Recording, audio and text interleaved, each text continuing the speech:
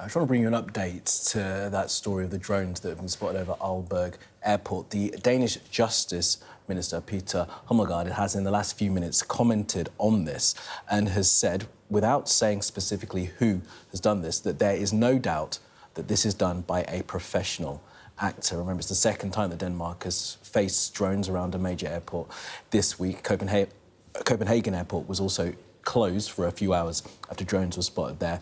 The Defence Minister has said there's no direct military threat against Denmark, but they also will be starting to look at acquiring capabilities to detect and neutralise drones as Denmark look to try and respond to this latest incursion into their airspace. The Justice Minister also saying the threat of hybrid attacks is here to stay. So still not quite getting to the point where Denmark are apportioning blame for this event. Of course, Russia were blamed for that incursion into Danish and Norwegian airspace earlier this week, where the Copenhagen Airport, as well as the airport in Oslo, were closed down. But Denmark saying that there is no doubt this was done by professional action. In just the last few minutes, the National Police of Denmark have also said there were also events at military facilities. We know that there is a military base in Aalborg, a Danish military base there, and the police now saying that there were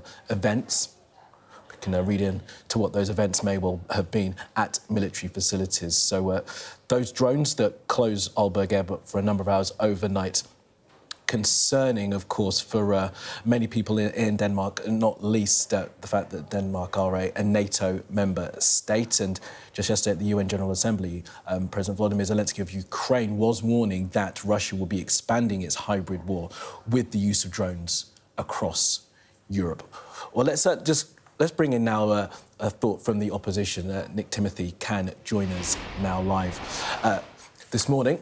Nick Timothy, thanks so much for being with us. I do appreciate you making the time. I just want to pick you up, first of all, on that news that we've just had there from Denmark, the Justice and Defence Minister saying that this was done by a professional actor, and there being a fear in Denmark, as well as I'm sure many other NATO member states, that this kind of drone activity from Russia will continue. Yeah, we live with a serious threat, and actually quite a complex and sometimes confusing threat. And the Danish government said in your clip that this was a hybrid threat. And I think the clear implication of that is that they might suspect that Russia is involved.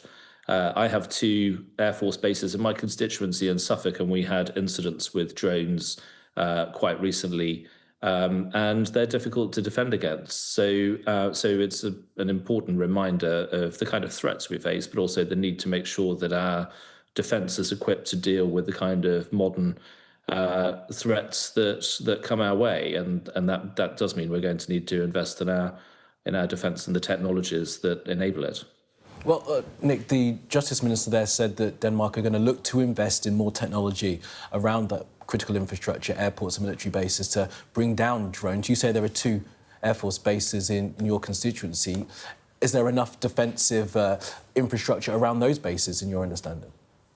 Well, it's something that the Ministry of Defence and the British military and the Americans who actually operate from the bases here in Suffolk are working on. It's difficult because it's a new challenge, and drone technologies do pose new difficulties in terms of defence, but that is something where they're working to improve capabilities all the time.